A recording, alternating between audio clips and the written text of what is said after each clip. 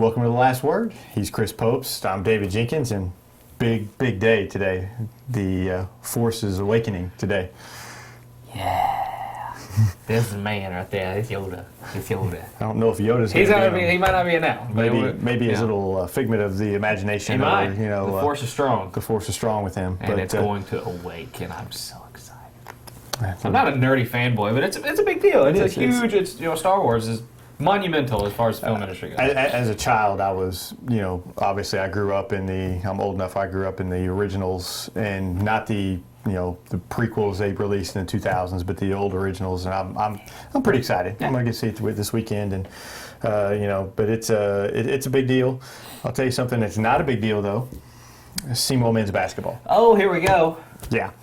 There we go. All right. What you got, Jake? So there's a lot of talk. I mean, obviously with what went on, and one of the local kids getting cut from the team along with two others. Your take on? I mean, you're a SEMO alum, and what your take on the state of the basketball team now? The men's basketball team's a joke, just a flat joke. Right out of the gate. It was a ridiculous hire with Rick Ray. I said it. When they originally hired him, I said that just because you coached in the SEC doesn't mean you're a good coach, and I stand by that statement. I mean, it's not just because of the three players that were released, J.T. Jones, Marcus Wallace, and Ladarius Coleman.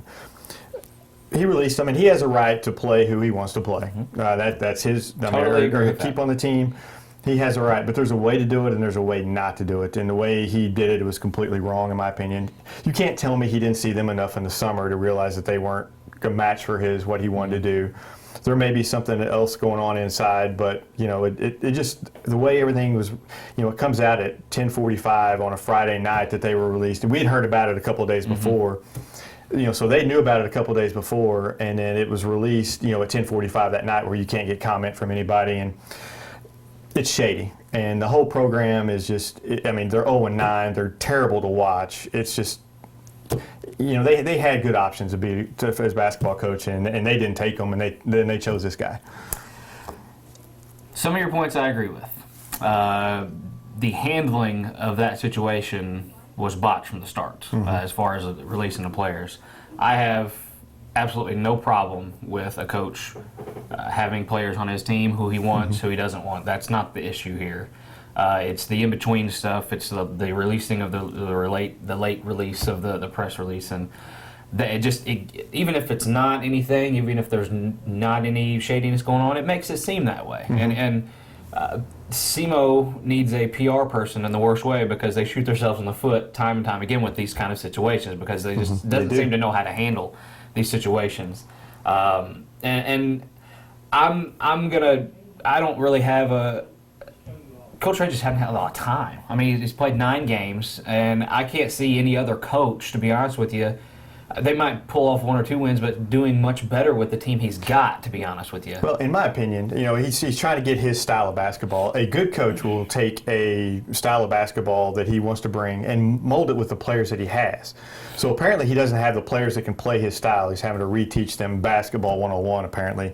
A good coach, we've seen it in high school ranks, college ranks, even in the NBA.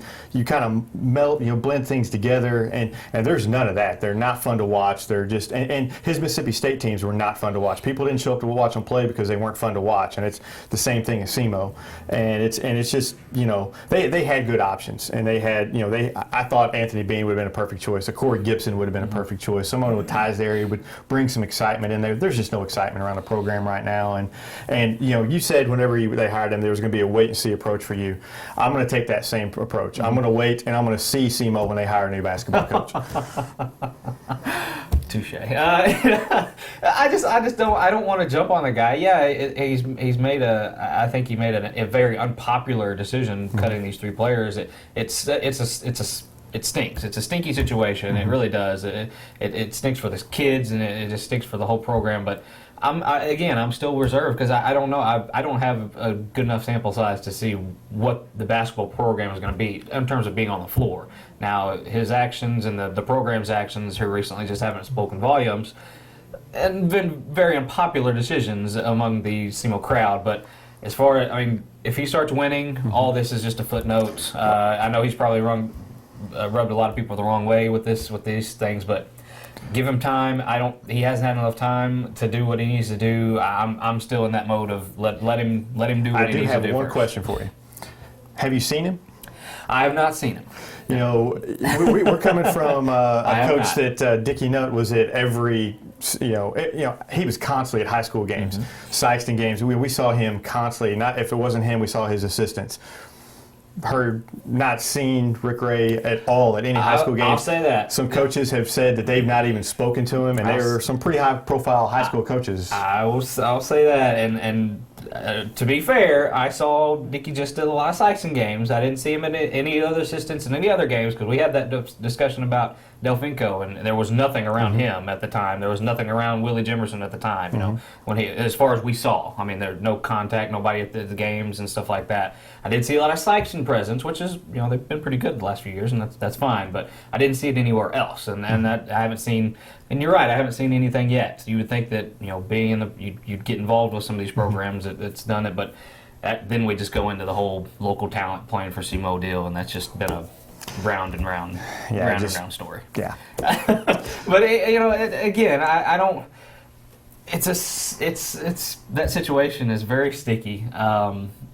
I'm going to wait and see. I don't have a problem with what he's doing as far as getting the team that he wants, because that's his job. It's his right. It's his job to do that. Why couldn't he do it in the summer? Why couldn't those are the questions that's arising now after the fact, for sure. And I agree with you there. If he didn't see that they were going to do it, why not 8 games in do it this way? But and if that's the case, then why not keep them to the end of the year and then release them from their Then your eligibility comes into play as far as these kids going off and playing in different places, and that it stinks for them. That is the black part of this whole thing. It really is, and it's just one of those deals where it just I know what he's doing. I know where he's coming from. I know what he's trying to do, but it looks bad. It really does look bad. It looks terrible, and I think, in my opinion, I think SEMO needs an athletic director to come in and kind of. I think that's a lot of it, because you have an interim control. AD, and I'm not putting this all on him, but you don't have this one face to say, hey, this is what we're going to do.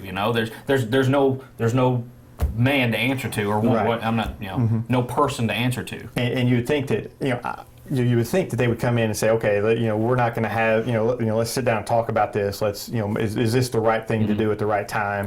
Yeah. Maybe something like that. Who knows? But I think they do need. I think it starts at the top. I think you need an athletic director. If the guy who's currently doing it, he's currently the interim. If he's going to be the full-time guy, then name him. Yeah. Give it to him. Yeah. Let's get this interim tag off. If not, then let's get someone else in here. There needs to be a chief in the situation. It seems like there wasn't. I don't know if there was. If there was, I don't think they made the right decision as far as that goes. If they went through the process of going to the top, they might not have made the right process. But I don't think anybody knows how that was happened. But they need a chief, and when you don't have a chief in that situation, it can turn ugly like this. I'll bash the men, but I'm also going to praise the women. While we're their Coach Patterson has done a tremendous job with that girls team, and their women's team, the women's, and they're they are exceeding expectations of this year. And then it just goes to show you, if you get a coach come in and can kind of get things going in the right way, and that's kind of what I was hoping for the SEMO. The men is to get a coach in there to get some excitement and to get some progress, and I think this women's team is just doing a tremendous job. She was a gem, I think. I don't know why she wasn't discovered before now, but she might not be at SEMO for very long. Right. If she keeps this up, she might be heading for bigger and better things. But I'm glad SEMO has her now. We have a few local of our girls up there doing well. Hannah knows one of those, and we like to see that. And I'm just in wait and see mode still with the men's program. Give me a couple years. I'm going to be in the wait and see mode myself. Give me a couple years. I know you're wait and see mode. Mine's different, but give me a couple years and then we'll talk. We talk about basketball. We actually went to the Memphis Grizzlies game on Monday night to cover Scott Central's Otto Porter. Yeah. Who didn't have the greatest game. He didn't. But he is really starting to come into his own this year, for the Wizards. And, that was kind of fun to see. And for me, the nice thing was how humble he was, after the game. Didn't have a great game. They got beat pretty good. But he still was willing to talk to us and just as friendly as he ever was whenever he was at Scott Central. Absolutely. And you wouldn't expect anything different coming from him. He's just an upstanding gentleman, and he's a heck of a basketball player. And to see him gradually just kind of get to where he needs to be as far as being an NBA player has been kind of a joy to watch. Just he's still got a long way to go, I think, and I think he still knows that. He still has some things that he needs to get better, and it's kind of been just kind of one of those things ever since high school, just being aggressive and being and taking advantage of those opportunities, and he's starting to do that here now, and for a guy like that that's not used to, maybe not used to, but maybe not even comfortable, but just more wants to get everybody else involved, for a guy who needs to kind of step up. That's a big step for somebody to take in his position in the NBA, and I think he's going to get there. And he's been on a tear lately as far as that goes. Had a career night against Dallas a couple nights before, and it's just it's a process. He's only in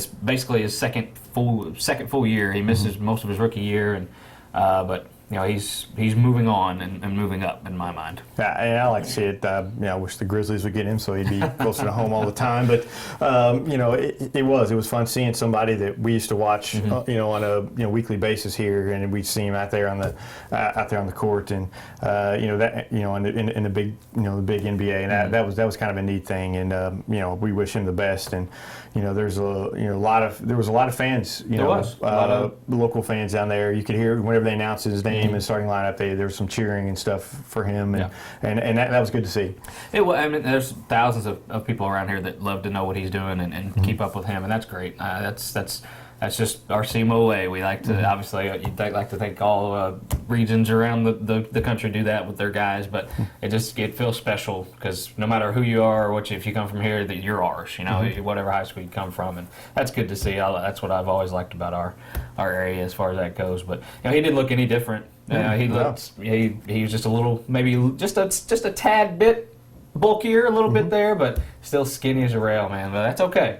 He's flourishing, and a lot of people thought that he would not, and everybody thought he just had to be. Speaking of just, my goodness, NBA players are just huge human beings. You just don't get the sense. You have no idea. You have no idea. You just don't get the sense about how big these guys are until they're like in front of you. It's just, these guys are huge.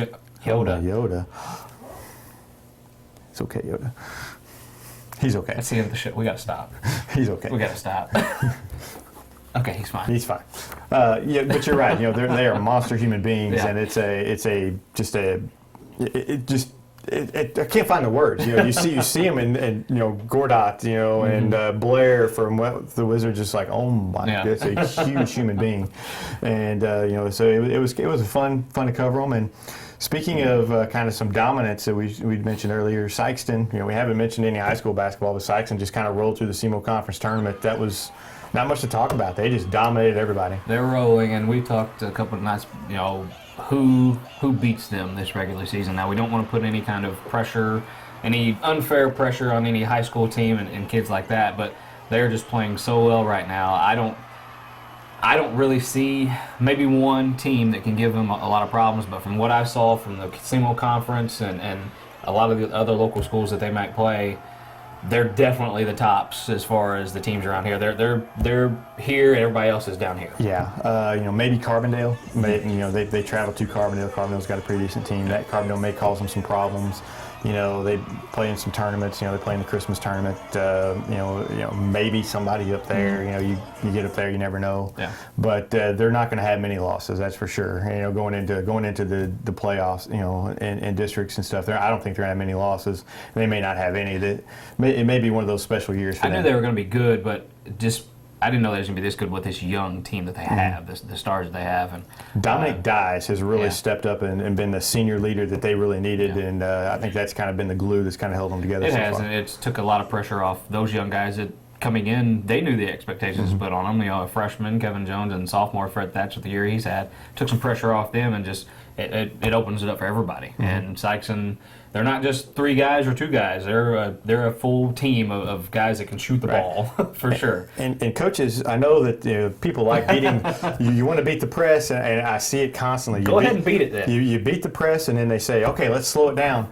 I hate to tell you this, but Sykeston's half-court defense is actually better, I think, in my opinion, than their full-court defense. So you may just want to go ahead and attack and get that layup instead of passing it around and passing it around and That's passing it your around, reward, and right? then getting it stolen and giving them a layup. That's your reward for beating the press, right? You go get your basket, Right. You know? Try to go to the basket. Yeah, attack the defense. You don't attack and then wait. That's what I was always told. I've seen a couple of coaches tell their teams, against Sykeston, hey, let's attack once you beat the press. All right, slow it down. Well, okay. See, this show is just all the more reason why we can fix every single problem in the world today.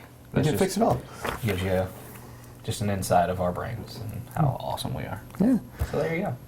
Well, have a problem, contact us. We'll solve it. That's right. We're like the Yodas of local basketball. So much advice you seek. Yeah, we're so nerdy. Oh my gosh, but I love it. Well, on that note, we are going to sign off of the show. Yes. Be sure to join us next week when we preview all the local Christmas tournaments. That'll be a fun show. So we'll see you guys next week on The Last Word.